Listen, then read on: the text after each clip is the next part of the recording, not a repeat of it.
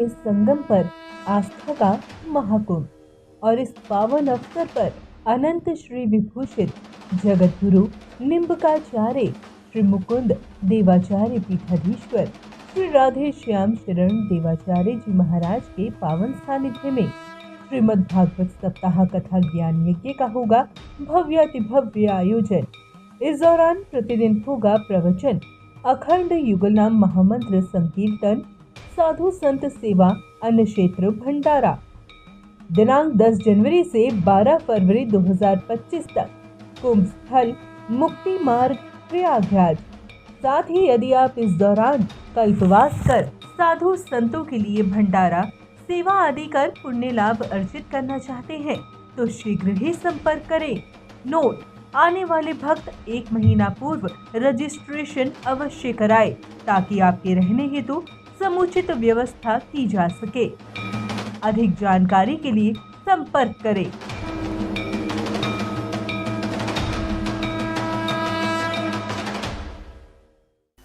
आनंद कंद स्वरूप ब्रज पुरंदर नंदन जसोदोत संग लालित नित्य वृंदावन विहारी मोर मुकुरधारी राधा प्रेकांत श्याम सुंदर के मंगलमय मधुमय आनंदमय तथा रसमय नाम लिए बिना हम असंख्य मानवों का कल्याण होना नितांत संभव है। अतः खाते पीते सोते बैठते चलते फिरते हर हमेशा सर्वेश्वर सर्वाधार श्याम सुंदर के मंगलमय नाम को अपने गले का हार बना ही लेना चाहिए। उसमें देर करने की आवश्यकता नहीं है। श्रीमान राजाधिराज चक्रवर्ती सम्राट राजराजेश्वर पांडुकुल भूषण उत्तरा के कुमार श्री परीक्षित जी ने परमहंस परिव्राज का आचार्य जगपति दिनेश व्यास नंदन भगवान श्री सुखदेव जी के चरणों में विनीत भाव से प्रार्थना करते हुए पूछा, भगवान हमने सुना है कि पिता पुत्र में इतनी विषमता हो गई जिसके कारण पिता की हत्या करने के लिए, पिता को मारने के लिए सर्वेश्वर सर्वाधार सर्वनियामक भगवान का एक अनोखा रूप प्रकट हुआ जिसका नाम नृसिंह है। यह कथा कैसी है? क्या इस कथा का श्रवण करने का मैं अधिकारी हूँ? श्रीमान भगवान सुखदेव जी ने कहा, राजन तुम पूर्णतः अधिकारी हो। कारण 59 वर्ष 11 महीना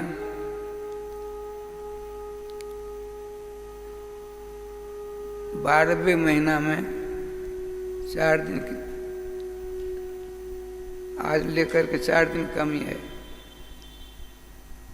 60 वर्ष की अवस्था ज्यों ही होगी श्रीमान परीक्षित जी को, तो ये श्री सहचरी का, सखी का, गोपी का रूप धारण करके जुगल किशोर के नित्य मोहन महल में चमर सेवा के लिए प्रस्थान करेंगे।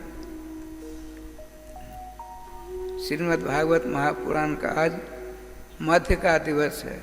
साप्ताहिक दिवस में आज चौथा दिवस है ना, 3 दिन बीत गए, 3 दिन बाकी हैं, इसलिए मध्य में। ठाकुर जी कृपा से आपने कहा, देखो भगवान ब्रह्मा जी के मानस पुत्र हैं 4, जिनको सनकादि कहते हैं। सनकः आदिर जेसाम ते सनकादय, एक सौनकादिक हैं।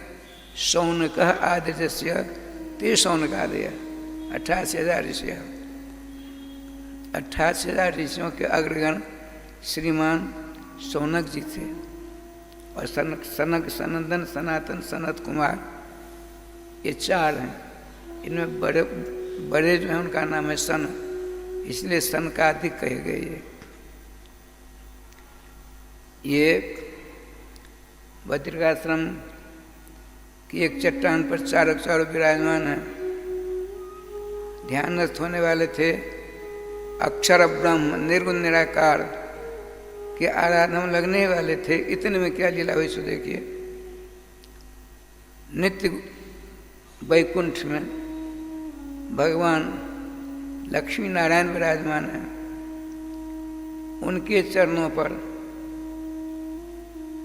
तुलसी दल, तुलसी माला आपने अभी चढ़ाई ना, तो तुलसी दल में मंजरी होती है, उसकी खुशबू अनेक बीमारियों को दूर करने की क्षमता रखती है। भगवान ऊर्ध्वं तु सर्वलोके वैकुंठः संप्रकीर्तितः, समस्त लोकांतरों के ऊपर सर्वलोक नमस्कृत महावैकुंठ है। ततोपि 50 कोटि योजन उपरि गोलोक संप्रतिष्ठित, समस्त लोकांतरों के ऊपर महावैकुंठ है। महावैकुंठ से भी 50 करोड़ योजन अर्थात 1 योजन 4 कोस का होता है। 2 अरब कोस महावैकुंठ से 2 अरब कोस ऊपर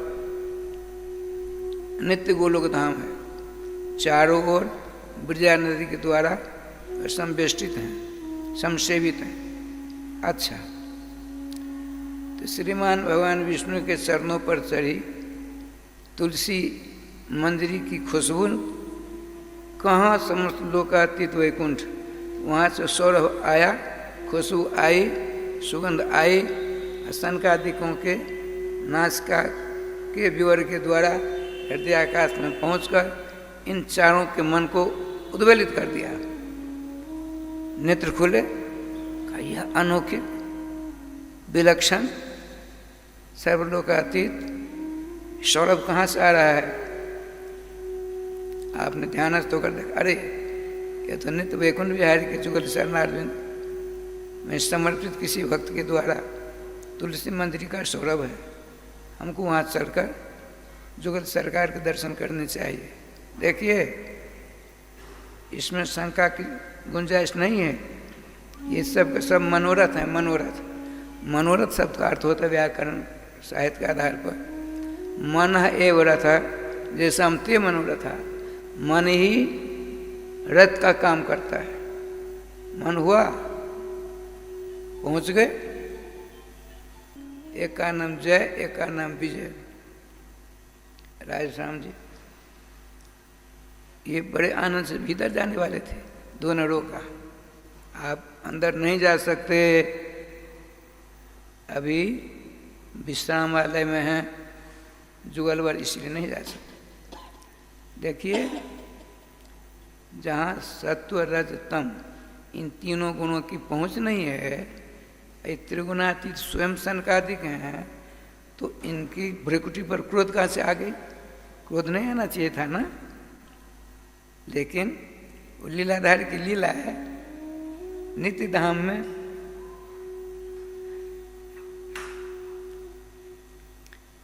त्रिगुणातीत सनकादिकों की भ्रिकुटी टेढ़ी हो गई। अरे राम राम।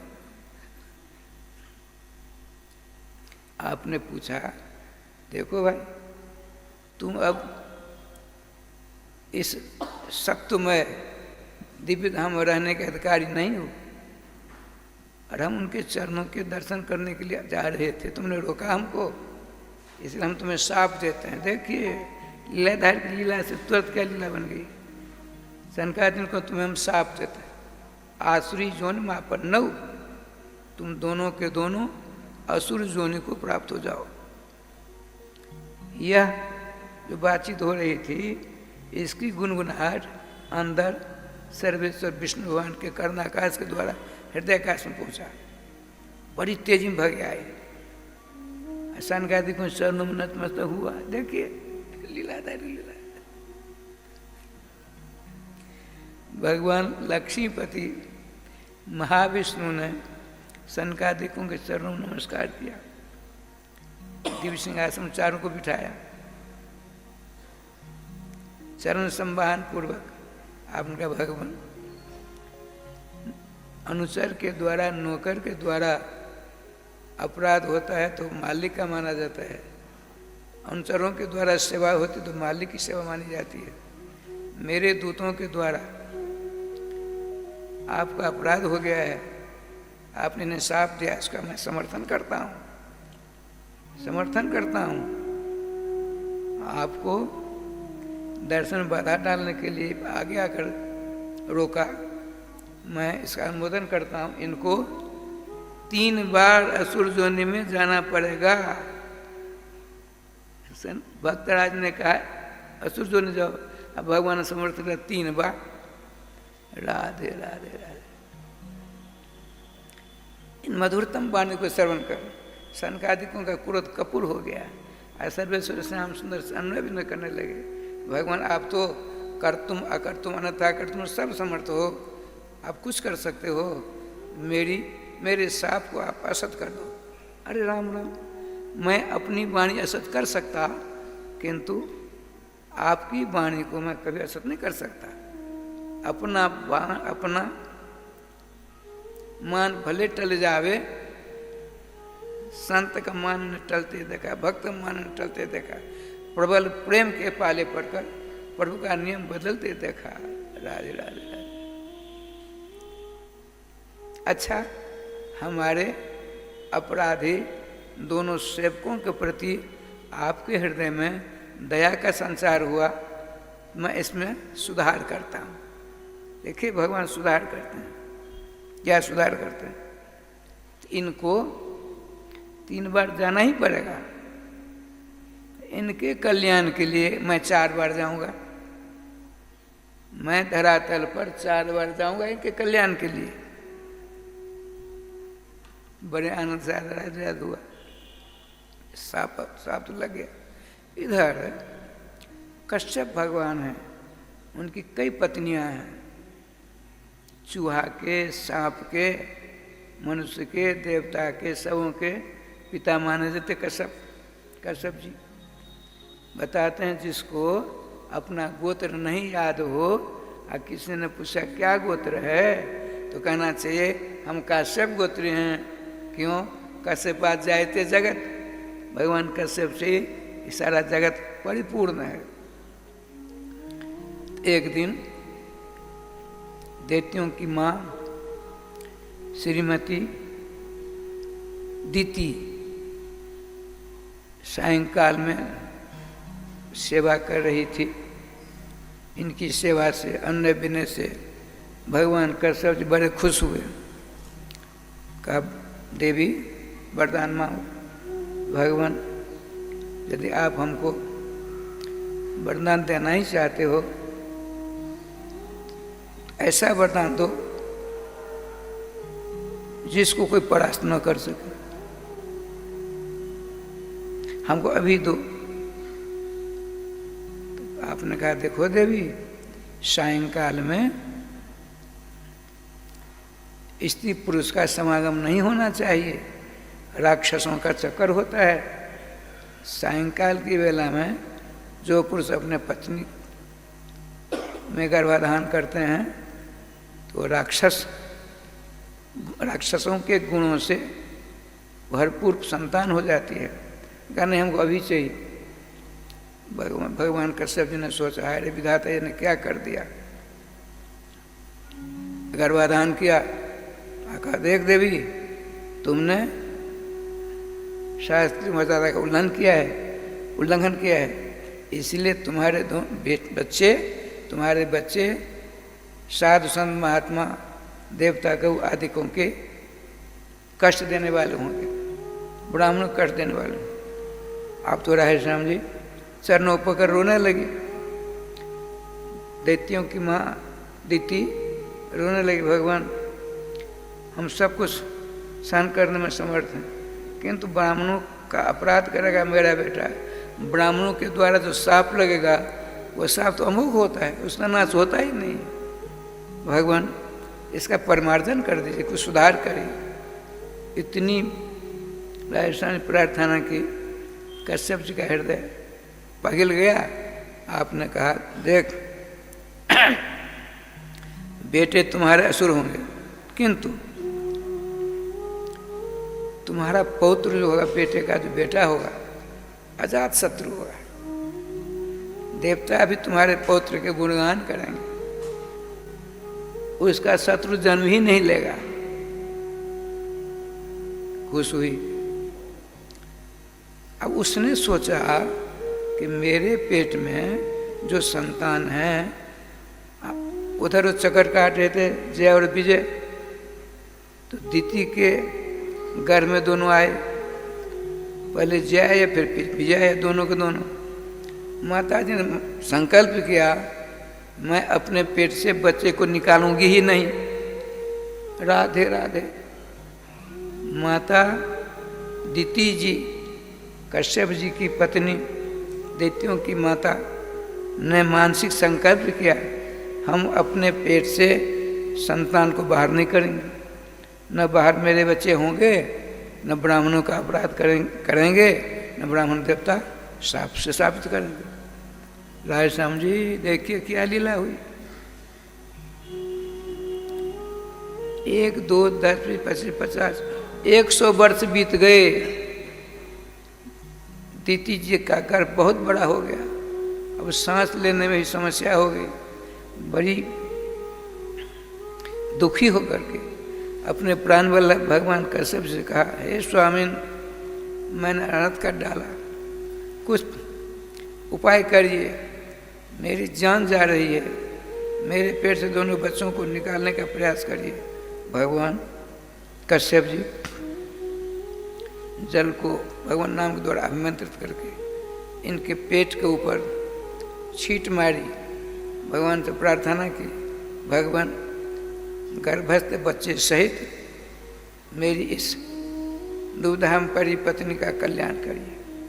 देखिए, हरिस्मरणम सर्व विपद विमोक्षणम, कितना भी संकट क्यों न आ जाए, यदि उस समय हम और आप भगवान के नाम की शरण लेते हैं, मनसा वाचा करुणा नामाश्रय ले लेते हैं, नाम भगवान की कृपा से हमारे आपका जो दुखों का बोझ है हल्का होने लगता है। लेकिन दुर्भाग्य है, अभ्यास तो है नहीं, कठिनतम बेला में हम नाना प्रकार के लोगों का चिंतन करते हैं, लेकिन नाम भूल जाते हैं। नाम ही लेना चाहिए। जो ही उन्होंने नाम के द्वारा जरा मंत्र करके दीति के पेट पर मारा, धीरे से राय समझी 2 बच्चे प्रकट हो गए, स्वस्थ हो गई माता जी। जो प्रथम पहले प्रकट हुआ ब्रह्मा जी ने उसका नाम रखा हिरण्याक्ष, पीछे प्रकट हुआ उसका नाम रखा हिरण्यकश्यप। देखिए, एक सकरी गली है, कमरा है, सकरी जगह भीतर जाने में, और 2 आदमी को जाना है। तो एक गया पहले गया, एक पीछे गया। आते समय पीछे गया वो पहले आवेगा, जो पहले गया पीछे आवेगा। तो घर में जय गए पहले, विजय गए पीछे। आते समय जय पहले आए, विजय पीछे आए। इसीलिए विजय का नाम हुआ हिरण्याक्ष, अजय का नाम हुआ हिरण्यकश्यप। ये दोनों भाई, सगे भाई। राधे श्याम जी जन्मजात भयंकर आतंकवादी निकले। ठाकुर जी की कृपा से हिरण्याक्ष कहते हैं, हिरण्ये सुवर्णे अक्षिणी नेत्र जैसे असो हिरण्याक्ष, जिसकी आंखें दूसरों के सोने पर गड़ी हुई होती है। कब ले लूं कब ले लूं, और लेकर कर आता है, इसलिए उसका नाम पड़ा हिरण्याक्ष। हिरण्य का सब का क्या अर्थ हुआ? हिरण्ये स्वर्ण कम सुखम तथा स तथा शेते जह सह हिरण्यकश्यप। छोटा भाई बहुत बलवान था, उसने राय श्याम जी सारा स्वर्ण लेकर के बड़े भाई को दिया, तो सोने पर ही सोता था। राधे राधे राधे। अकेले हाथ में 60 मन गदा लेकर के चक्कर काटने लगा। चक्कर काट पर अब बात आ गई है, पहले दिन आई। अंत तो कतुआ भगवान 12 रूप धारण करके हिरण्याक्ष को मारा था। एक दिन सुना था, आपको याद होगा। प्रथम दिन ठाकुर जी की कृपा से अपने भाई को विष्णु ने छल करके बारह बन करके मारा, शुगर का रूप बन करके मारा। हम हिरण्यकश्यप ने सोचा अब विष्णु का नाम निशान नहीं रहने देंगे, मैं स्वयं विष्णु बनूंगा। ये देखिए,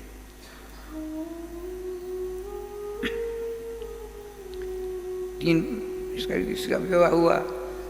पत्नी का नाम है श्रीमती कयाधु देवी। भगवान विष्णु के परम प्यारे भक्त हैं ये। इनके पेट से 3 बच्चे हो गए, हराद, अनुराध, संगराध। अब आने वाले हैं। कौन? श्रीमान सनकादिकों ने सोचा मैंने भगवत धाम जाकर भगवान के पार्षदों को साफ दिया, उसका कल्याण होना चाहिए। आपने चारों सम्मिलित होकर के एक रूप से माता कयाधु के उदराकाश में आने वाले हैं। जब इसकी प्रखर प्रतिभा तीनों लोगों को संतप्त करने लगा, हिरण्यकश्यप, आज क्या होता है सो देखिए। हिरण्यकश्यप चला तपस्या करने के लिए, जंगल में गया, सरोवर में हाथ पांव धोकर आचमन करके प्राणायाम कर। अब सोचा कि नेत्र बंद करता हूँ, अनिश्चितकालीन तपस्या करके ब्रह्मा जी से वर मांगूंगा, राधे श्याम, थोड़ा धीरे, वर मांगूंगा विष्णु को समाप्त करूँ, मैं अजय हो जाऊँ, अमर हो जाऊँ। जो ही नेत्र बंद करने वाले थे हिरण्यकश्यप, इतने में पीपल की डाली पर बैठा हर तोता, जानते तोता, सुगा, वो सुगा बोला नारायण नारायण। खड़ा हो गया क्रोध के मारे, आज की चादर मेरी खराब हो गई। इस दुष्ट पक्षी ने मेरे शत्रु का नाम लेकर के मेरी यात्रा खराब कर दी। यात्रा पकड़ चलो, मैंने उसको मारने का प्रयास किया। वो तो नारायण की एक लीला थी, अंतर्हित हो जाता तोता, लेकिन उसके दिमाग में बात घुस गई। मेरी यात्रा तोता ने खराब कर दी। सायंकाल आया, समूह का आश्चर्य हुआ, भूखे प्यासे अंदर जाते हैं।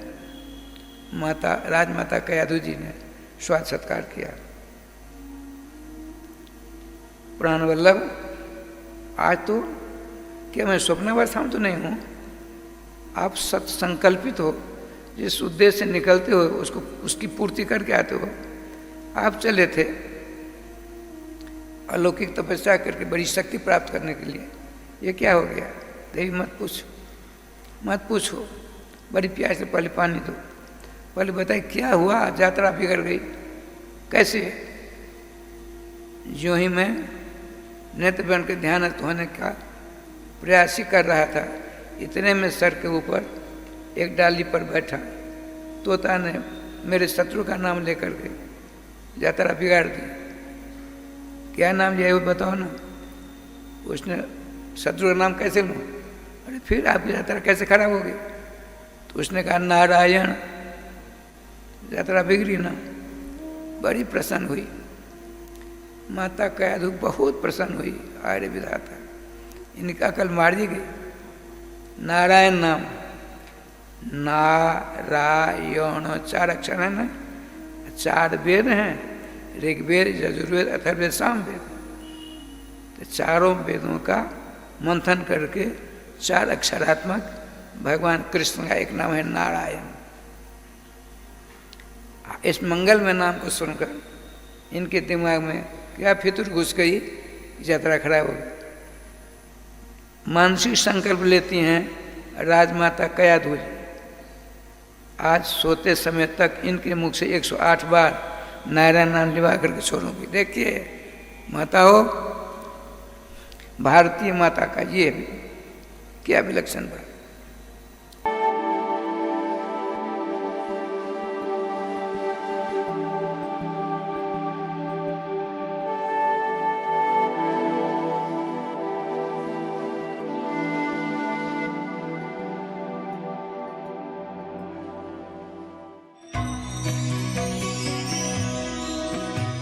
परम पावन श्री वृंदावन धाम की भूमि पर परम पूज्य सदगुरुदेव भगवान द्वाराचार्य जगत गुरु निम्बारकाचार्य श्री मुकुंद देवाचार्य पीठाधीश्वर श्री राधेश्याम शरण देवाचार्य जी महाराज के मार्गदर्शन में विश्व प्रसिद्ध भगवान श्री कृष्ण की नगरी श्री धाम वृंदावन परिक्रमा मार्ग मिथिला कुंज आश्रम में निरंतर 24 घंटे अखंड श्री युगल नाम महामंत्र संकीर्तन 30 वर्षों से चल रहा है और अखंड अहर्निश 24 घंटे सदा श्री धाम वृंदावन में मिथिला कुंज में चलता रहेगा।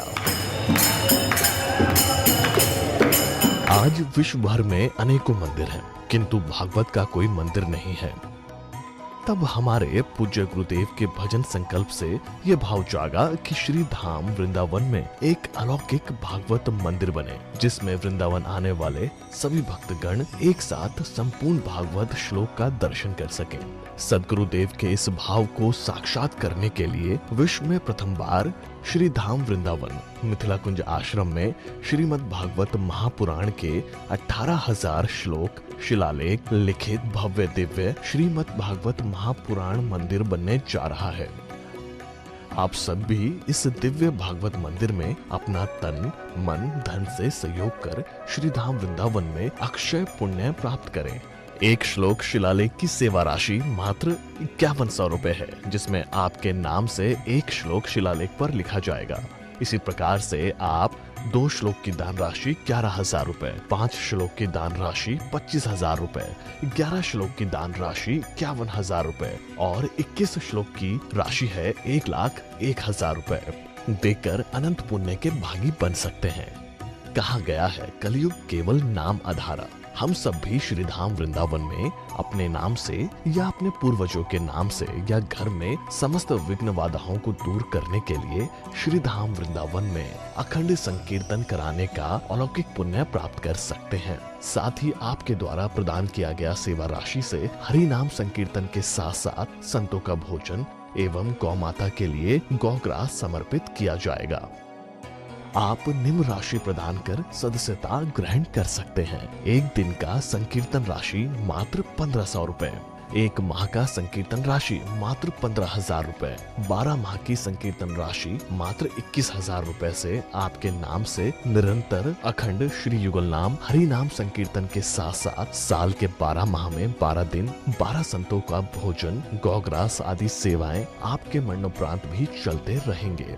अतः आप एक छोटा सा संकल्प लेकर हमसे जुड़ सकते हैं और श्री धाम वृंदावन मिथिला कुंज आश्रम में आप आजीवन सदस्य रहेंगे। आप वृंदावन में जब भी आएंगे तो आपके रहने की निःशुल्क व्यवस्था रहेगी।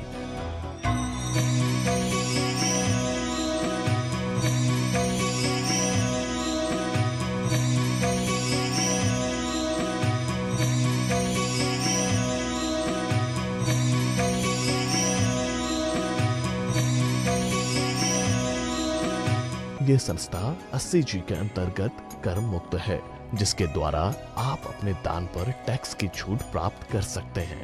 आपके दान राशि की रसीद आपको बाय पोस्ट संस्था द्वारा भेजी जाएगी। साथ में आपको संस्था का प्रमाण पत्र भी दिया जाएगा।